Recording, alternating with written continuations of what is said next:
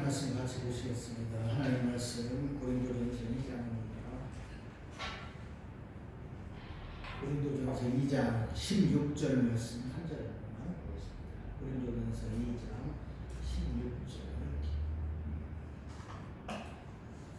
고린도전서 2장 16절. 찾으셨으면 한 목소리 보겠습니다. 시작. 누가 주의 마음을 알아서 주를 가르치겠느냐? 그러나 우리가 그리스도의 마음을 가졌느니라. 아멘. 네. 요즘에는 참 어려운 세상 속에 우리가 살고 있습니다. 코로나 바이러스로 인해서 세계가 다 어려운데 우리나라도 그 중에 하나지만 참 많이 어렵습니다. 이것이 빨리 끝날 줄 알았는데 벌써 이제 2년이 이렇게 이제 또 넘어가고 있습니다. 그럼에도 불구하고 지나고서 바라보면 참 빨리 지나간 것 같아요. 아이고 이걸 어떡하나. 순간순간마다 참 힘들고 어려웠는데 그래도 2년이 벌써 지나갔어요. 그러면 끝날 것이냐? 또 그런 것 같지도 않아요. 얼마나 갈지는 모르겠습니다. 어떤 사람들은 이제 이 오미크론이라는 게 생겨가지고 이제 그것이 빨리 이제 확산이 되면서 오히려 끝나는 것이 아니냐 이렇게 또 희망을 가져보는 사람들도 있습니다. 하여튼 정확한 것은 우리가 좀 더 지나봐야 하지 않겠나 이런 생각을 하게 됩니다. 이 어려운 때 우리는 어떻게 살아야 되나, 또 많은 사람들이 어려움 중에서 어떻게 살아야 되나 이런 생각도 하는 경우가 많이 있는 것을 보게 되는데, 이렇게 어려울 때일수록 우리는 어떤 삶을 살아야 됩니까? 기본으로 돌아가야 됩니다. 기본으로, 믿음의 기본으로 돌아가야죠. 이것이 참으로 중요합니다. 세상은 항상 힘들고 어렵습니다. 세상에서 편안한 날이 별로 없어요. 모세도 120살을 살았지요. 지난 날을 돌아보면서 그도 고백하는 거 아닙니까? 수고와 슬픔일 뿐이다. 내가 인생을 돌아보니 수고와 슬픔뿐이다. 신속히 날아간다. 이렇게 이야기하는 것을 보게 됩니다. 그 말씀이 진리 아닙니까? 수고와 슬픔뿐인 세상입니다. 사실 이 세상에 잠시 동안 행복도 있고 기쁨도 있고 또 즐거움도 있기는 하지만, 그러나 우리가 이 인생을 돌아보면 수고와 슬픔뿐이고 고생뿐입니다. 사람이 죄를 지은 이후에는 수고하면서 살게 돼 있어요. 수고하면서 살게 돼 있기 때문에 편안한 삶은 없습니다. 너무 편하게 살다 보면 문제가 생기는 것이지요. 너무나 돈 많고 편안한 삶을 살다 보니까 할 일이 없으니까 마약에 빠지는 사람, 도박에 빠지는 사람, 술 중독에 빠지는 사람들이 있는 것을 우리가 보게 됩니다. 왜 그렇습니까?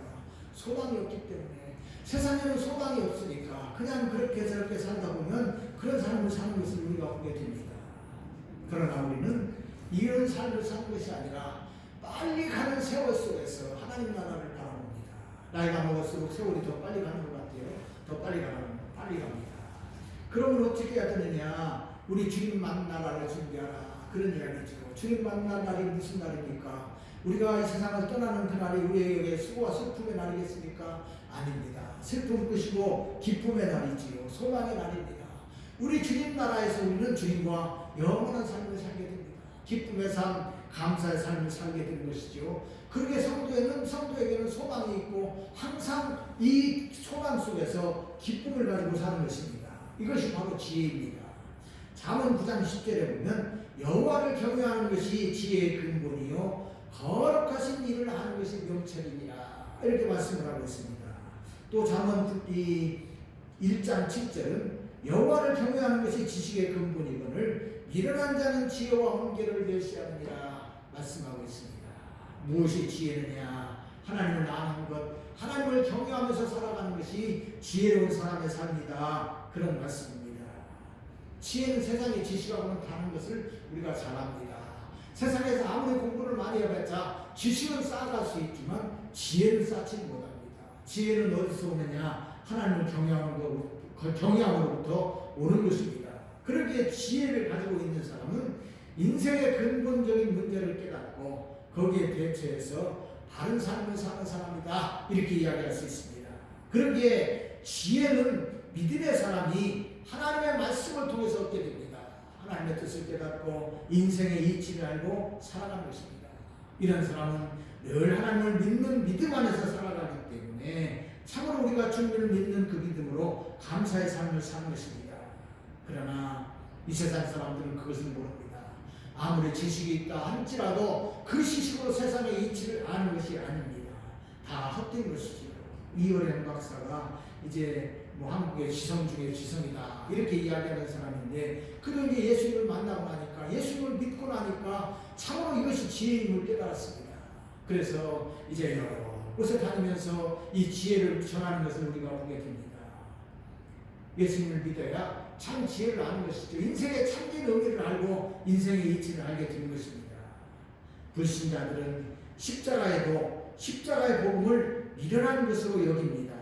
이것이 지혜임에도 불구하고 그들은 그저 아무것도 아닌 것으로 생각하고 무시하고 마는 것입니다. 그러게 지혜 없는 자들이 예수님을 십자가에 못 박았습니다. 고린도전서 2장 8절에 보면 이 지혜는 이 시대의 통치자들이 한 사람도 알지 못하였나니 만일 알았더라면 영광의 주를 십자가에 못 박지 아니하였으리라. 아멘. 이 말이 무슨 이야기입니까? 예수님 당시에 많은 사람들이 있었지만 이 지혜를 몰랐다 그 말입니다. 십자가에도 이 지혜를 몰랐어요. 그 당시에 대제사장과 서기관들과 바리새인들, 종교 지도자라고 하는 사람들조차도 말로는 하나님을 믿는다고 하고 지식으로는 하나님을 안다고 했지만 참으로 하나님을 아는 지혜가 없었기 때문에 예수님은 십자가에 못 박았습니다. 십자가에 못 박았습니다. 그러기에 그 사람들이 누구냐? 지혜가 없는 사람들이라는 말입니다. 그렇기 때문에 대제사장들은 성전에서 장사를 하게 하고 그 돈을 받고 이익을 취하면서도 하나님을 무서워할 줄 몰랐습니다. 하나님을 무서워할 줄 몰랐습니다. 하나님을 경외하는 마음이 그에게 없었기 때문에, 지혜가 없었기 때문에 이런 짓을 했던 것을 보게 됩니다. 그러므로 참으로 진정한 지혜는 무엇이냐? 하나님을 믿음으로 아는 것이지요. 그러기에 지혜가 없는 자들은 멸망의 자식들이 되는 것뿐입니다. 그러므로 사람은 예수 그리스도를 알고 십자가의 은혜를 알고 예수님을 믿어야 됩니다. 예수님을 믿어야 구원받는 것이죠. 이것이 최고의 지혜입니다. 이것을 모르는 자들은 성경은 미련한 자들이다 이렇게 말씀을 하고 있습니다. 그러기에 예수 그리스도께서 십자가에 죽으신 그 희생으로 믿는 사람의 구원을 받는 이 복음이야말로 최고의 지혜입니다. 고린도전서 1장 23절로 24절 말씀입니다. 우리는 십자가에 못 박힌 그리스도를 전하니 유대인에게는 거리끼는 것이요 이방인에게는 미련한 것이로되 오직 부르심을 받은 자에게는 유대인이나 헬라인이나 그리스도는 하나님의 능력이요 하나님의 지혜니라. 아멘. 예, 우리는 십자가에 못 박힌 예수님을 전합니다. 누구든지 예수님을 믿어야 구원받는다고 전하는 것이죠. 그러나 불신자들, 이것을 마음에 받아들일 자가 없는 자들은 이것을 무시합니다. 미련한 것으로 여깁니다. 그러나 우리가 미련한 것이 아니고 십자가가 미련한 것이 아니고 이것을 모르는 사람, 부인하는 사람들이 미련한 사람들인 것입니다. 그러기에 예수 믿고 구원받는 것은 최고의 지혜인데 하나님의 능력으로 되기 때문에 그렇습니다. 복음을 듣고 예수님을 나의 주님으로 믿는 것은 능력 중의 능력입니다.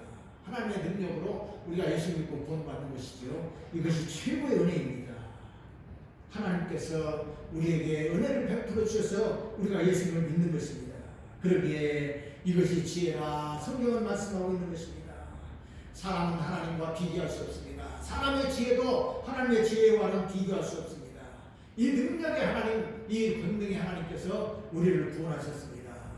이렇게 하나님께서 우리를 구원하는 것은 무엇이냐? 성령의 능력입니다. 성령의 역사입니다. 고린도전서 2장 10절 보니까 오직 하나님이 성령으로 이것을 우리에게 보이셨으니 성령은 모든 것 곧 하나님의 깊은 것까지 통달하시느니라. 아멘. 우리를 하여금 하나님의 복음을 알게 하시고 십자가에도 복음을 알게 하고 믿게 하신 것이 누구냐? 하나님의 성령께서 하신 것입니다. 하나님께서 우리를 사랑하셔서 창세 전에, 우리가 이 세상에 오기도 전에 우리 하나님의 사랑으로 우리를 선택해 주셨습니다. 우리를 선택하신 것이죠. 이것을 누가 알겠습니까? 하나님의 마음을 아는 성령님이 이것을 아는 것입니다. 그래서 성령께서 하나님이 택하신 자들을 찾아가셔서 그 마음을 움직여서 예수 믿게 하신 것입니다. 그래서 구원받게 하신 것이죠. 바로 이것이 누구냐? 성령께서 하신 것입니다. 성령은 하나님의 깊은 것까지 통달하시기 때문에 하나님의 마음을 알아서 그 마음으로 우리를 사랑하셔서 우리를 구원하신 것입니다. 이것이 바로 은혜입니다. 우리의 구원은 큰 능력의 역사요 천지창조에 버금가는 역사입니다. 우리 구원은 새 창조입니다.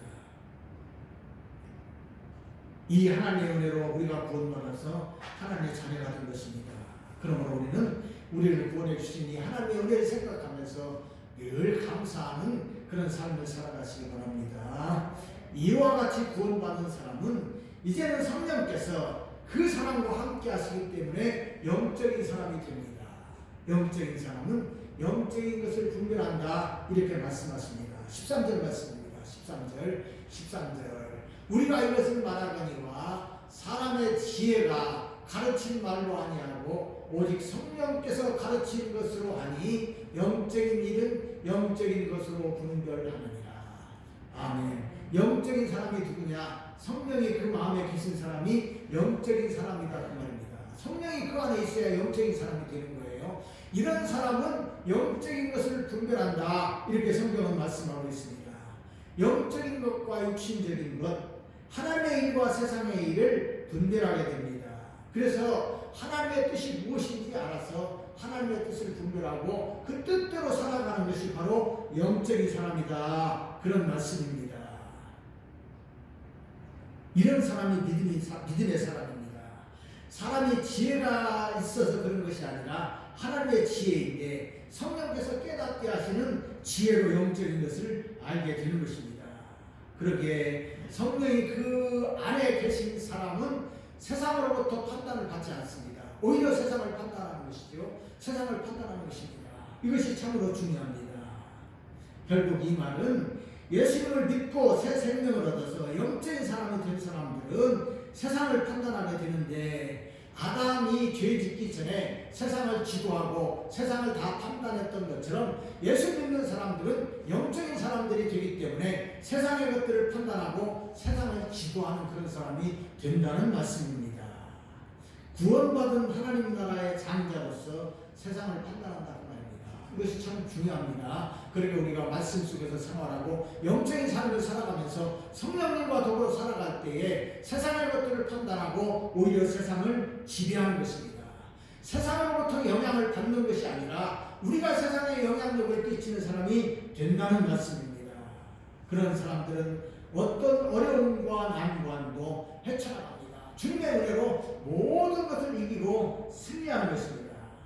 이와 같이 예수를 믿고 그 마음에 성령님이 계신 사람은 예수 그리스도의 마음을 가진 사람입니다.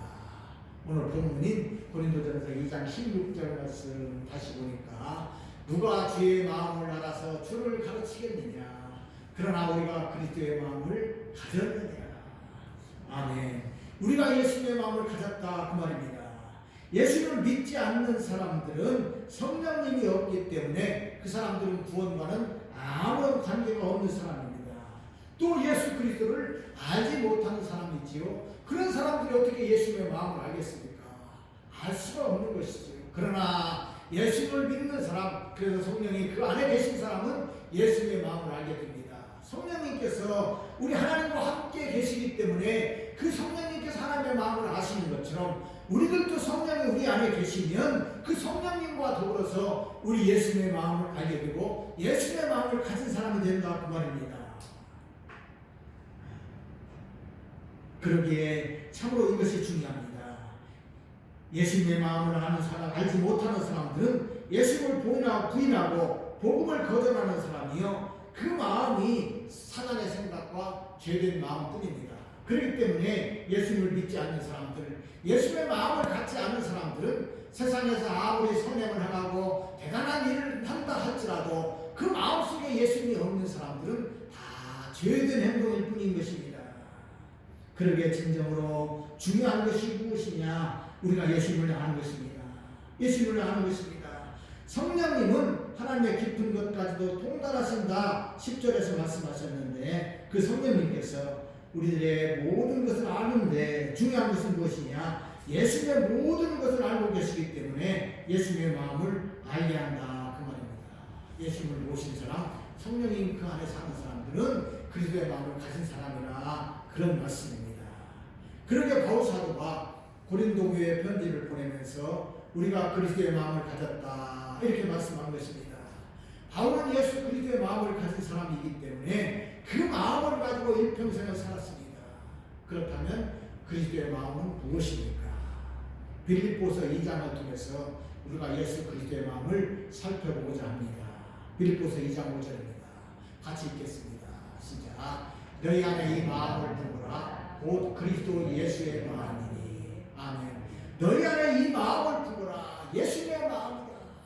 그리스도의 마음을 우리만의 마음에 품으라. 이렇게 바울 사도가 말씀하고 있습니다. 고린도 교회를 향해서는 우리가 그리스도의 마음을 가졌느니라 이렇게 이야기한 바울 사도가 빌립보 교회를 향해서 너희 안에 이 마음을 품으라. 예수의 마음을 품으라. 이렇게 말씀하고 있습니다. 예수님을 믿는 사람은 누구든지 다 이 마음을 가져야 된다 그 말입니다. 바울 사도도 빌립보 교회도 초대교회를 살아갔던 성도들도 오늘을 사는 우리들도 이 예수님의 마음을 품어야 됩니다. 예수님의 마음을 가져야 된다 그 말입니다. 그렇다면 그리스도의 마음이 무엇이기에 바울이 우리가 그리스도의 마음을 품어야 된다고 말씀하십니까? 먼저는 자기 영광 보좌를 버리신 예수님이십니다. 빌립보서 2장 6절 말씀에 그는 근본 하나님의 본체시나 하나님과 동등됨을 취할 것으로 여기지 아니하시고. 아멘. 성경은 예수님을 가르쳐서 하나님과 본체시라 말씀하고 있습니다. 하나님과 한 몸이십니다. 삼위일체로 계시는 하나님이시죠. 그래서 우리가 삼위일체의 하나님을 믿는 것입니다. 예수님께서도 나와 아버지는 하나이니라 이렇게 말씀하셨기 때문에 하나님과 한 분이십니다.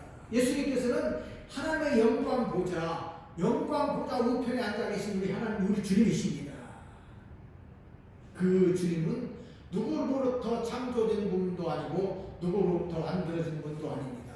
하나님의 아들이시고 하나님과 함께 계신 예수님이십니다. 영광만을 받으셔야 되는 창조주 하나님이십니다.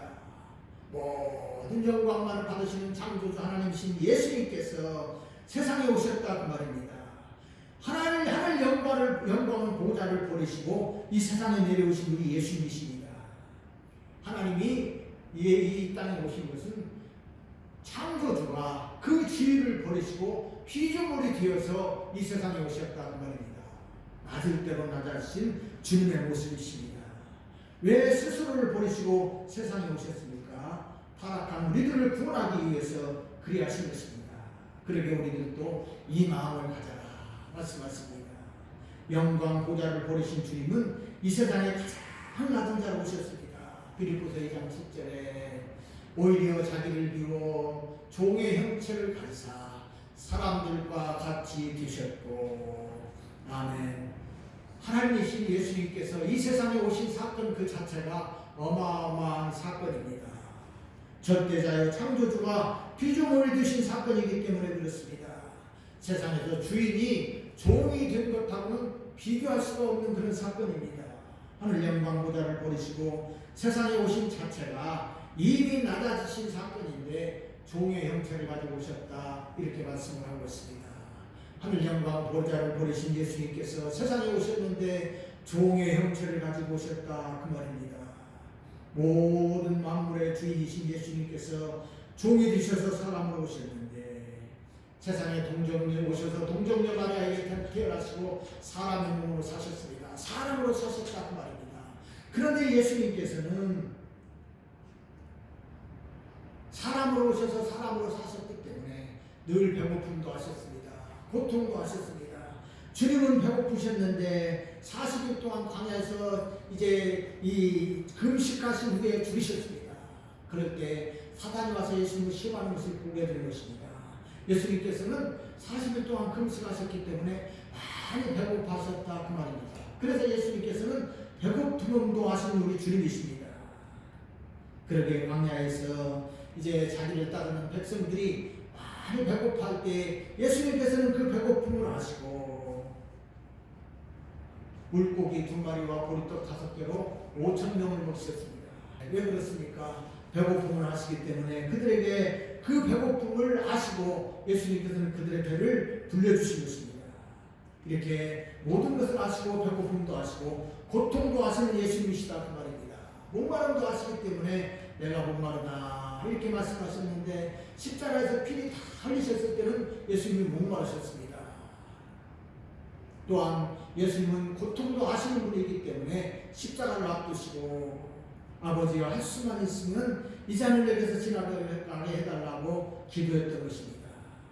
주님의 배고픔과 목마름과 고통은 우리의 모든 형편을 아시고 우리를 도와주시기 위한 우리 주님의 마음입니다.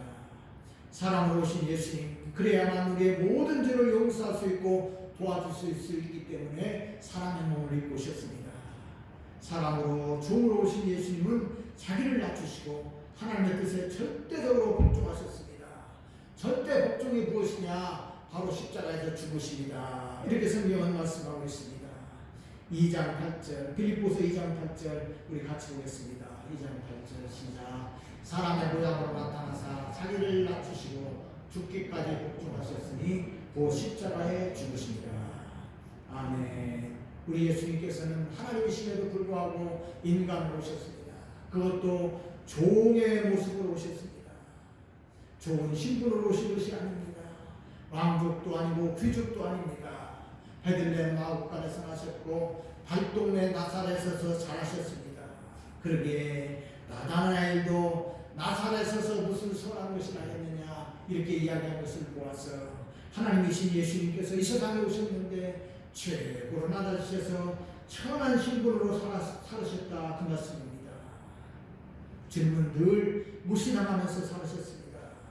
능력과 권능이 하나님이시고 영광의 하나님께서 철저하게 사람들로부터 무시를 당하신 것입니다. 그러나 이것은 아무것도 아니죠. 정말로 낮아지심이 무엇이냐? 십자가에서 죽으심이라 성경은 말씀하고 있습니다. 자기를 죽기까지 복종하셨으니 십자가에서 죽으심이라 말씀하신 것입니다. 최고의 낮아짐이 바로 십자가입니다. 저주의 십자가에서 우리 주님이 죽으셨다 그 말입니다. 우리 예수님께서 십자가에서 죽으셨는데 우리가 이것을 생각하면 얼마나 큰 고통인지 모릅니다. 사실 요즘 이제 우리 현대에서는 십자가에다가 사형시키지 않습니다. 아무리 그악한 죄인이고 뭐 대단한 죄를 지은 사형수라도 그렇게 죽이진 않습니다. 왜냐하면 너무나 고통스러우니까 그냥 인간이 존엄한 인간인데 죽음 자체만이라도 그렇게 하지 말자. 그래가지고 이제 그렇게 죽이진 않는 것을 우리가 보게 됩니다. 그런 것을 보면 예수님께서 죽으신 것은 얼마나 험한 죽으심인가.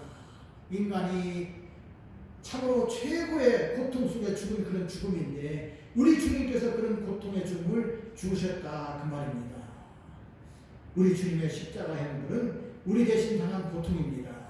우리 대신 받을 형벌을 우리 주님이 받으시고 십자가에서 죽으신 것입니다. 이것이 무엇이냐? 주님의 최고의 낮아지심이다 성경은 말씀하고 있습니다. 이것이 우리를 사랑하시는 주님의 사랑의 마음입니다. 우리 예수님께서 이렇게 십자가에 죽으시고 이제 3일 만에 부활하시고 하나님 나라에 올라가셔서 영광 보좌에 앉으심으로 이제 영광을 받으셨습니다. 죽음으로 끝난 것이 아니다 그 말입니다. 우리 주님께서 죽음의 권세를 이기시고 하나님 보좌 우편에 앉으셨다고 성경은 말씀하고 있습니다. 그러게 우리도 이 마음을 본받으라 말씀하고 있는데 너희 안에 이 마음을 품으라 곧 그리스도 예수의 마음이니 아멘. 우리도 주님의 마음을 품고 살아야 된다고 분명하게 말씀하고 있습니다. 1885년 4월 5일 날 부활주일 아침에 언더우드 선교사와 아펜젤러 선교사가 우리나라에 왔습니다. 참으로 황무지와 같은 땅이었죠. 그 당시에 사람들은 참 살기 힘들었습니다. 물론 일본 시대 때는 더 힘들었지만 사실 조선 말기에도 우리나라 살기가 너무나도 어려웠던 것 같습니다. 언더우드 선교사 와서 보니까 나무 한 그루 제대로 자라지 못하는 이 황량한 땅, 사람들의 마음이 그냥 깜빡해지고 마음이 닫혀있는 그 상태라고 말한 것을 보면 얼마나 어려운지 모르겠습니다. 그런 때 이 두 선교사님이 한국 땅을 밟았습니다. 그리고 그분들이 이제 이 땅에서 선교를 하기 시작합니다. 사실 선교사들은요, 참 학문도 높고 대단하게 대부분의 선교사들은 똑똑한 사람들이 많습니다.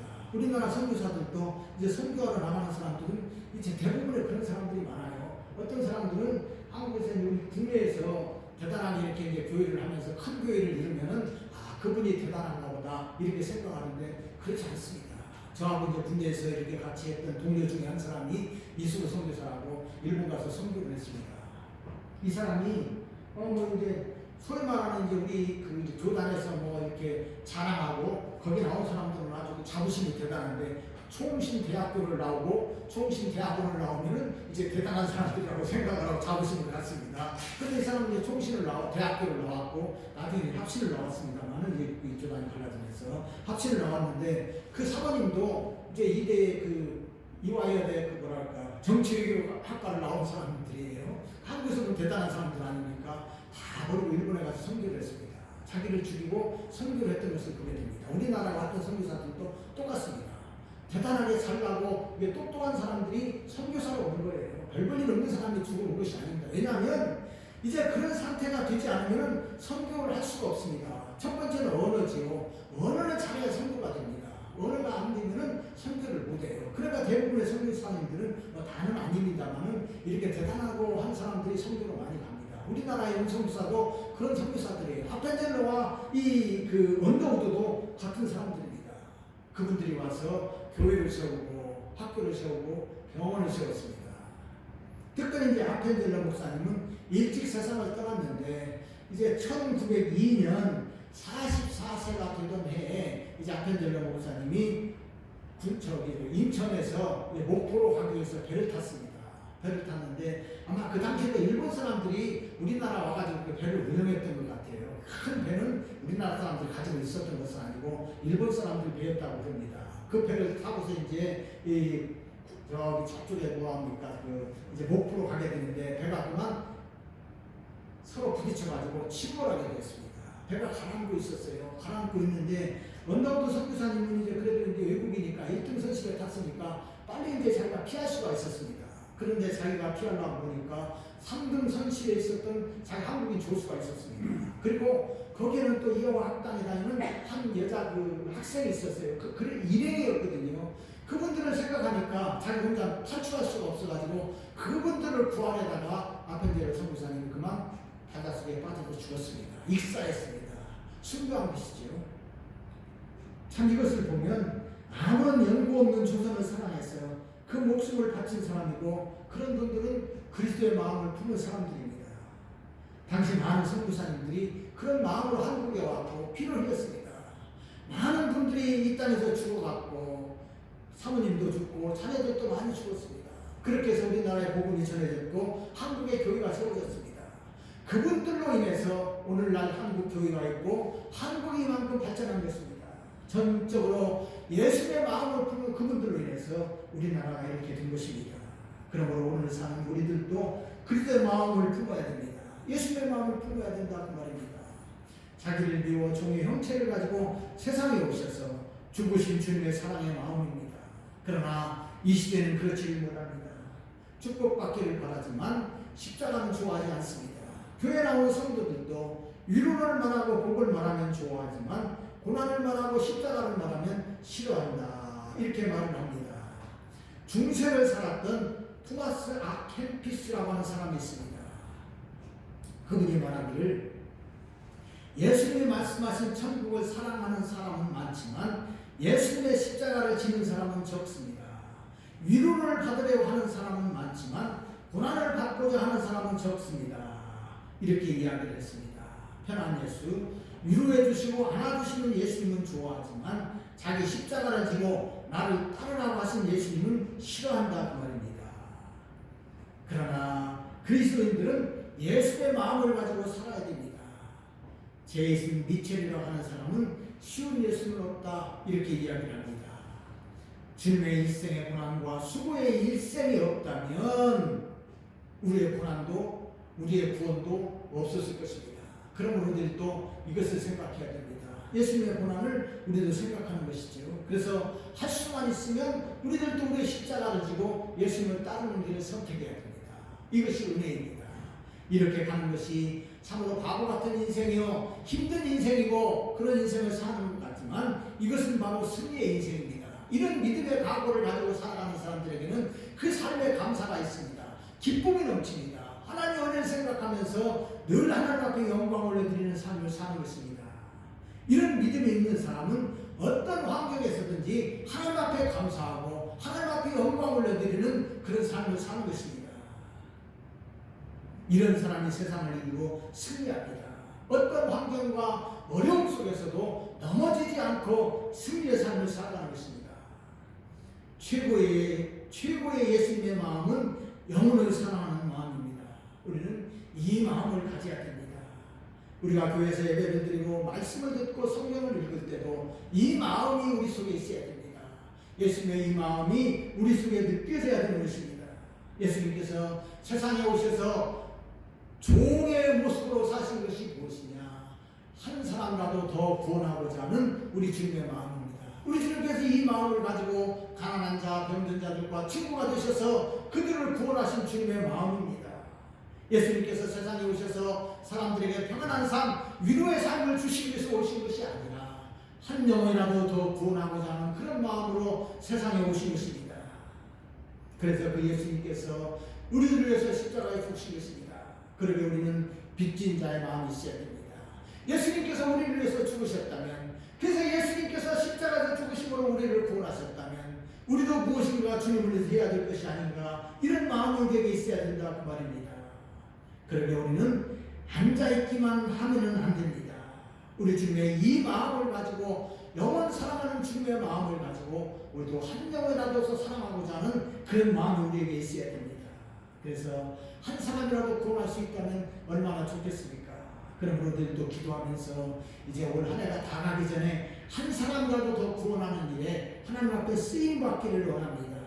하나님 은혜가 넘치게 될 줄로 믿습니다. 말씀을 했습니다. 우리 주님은 우리를 구원하시기 위해서 십자가에서 죽으시고 부활하셔서 하나님 보좌 우편에 앉으셨습니다. 그리고 우리를 위해서 기도하시고 잃어버린 영혼들이 주님 앞에 돌아오기 위해서 늘 원하시는 우리 주님이십니다. 그러므로 우리는 예수님의 마음을 품어야 됩니다. 영혼 구원의 마음이요, 더 낮아지는 겸손의 마음입니다. 사랑하고 섬기는 그런 마음입니다. 우리는 주님의 마음을 가지고 더욱 겸손하게 자신을 낮추고 다른 사람을 사랑하고 믿지 않는 사람들이 주님 앞에 돌아오는 일에 쓰임받기를 원합니다. 하나님의 하는 은혜가 우리 가운데 임하게 될 줄로 믿습니다. 더욱 감사가 넘치고 은혜가 넘쳐서 찬양의 삶이 될 줄로 믿습니다. 이제 이런 은혜 가운데 살기를 원하는 우리 모두에게 하나님의 은혜와 축복이 함께 하시기를 주님의 이름으로 축원드립니다.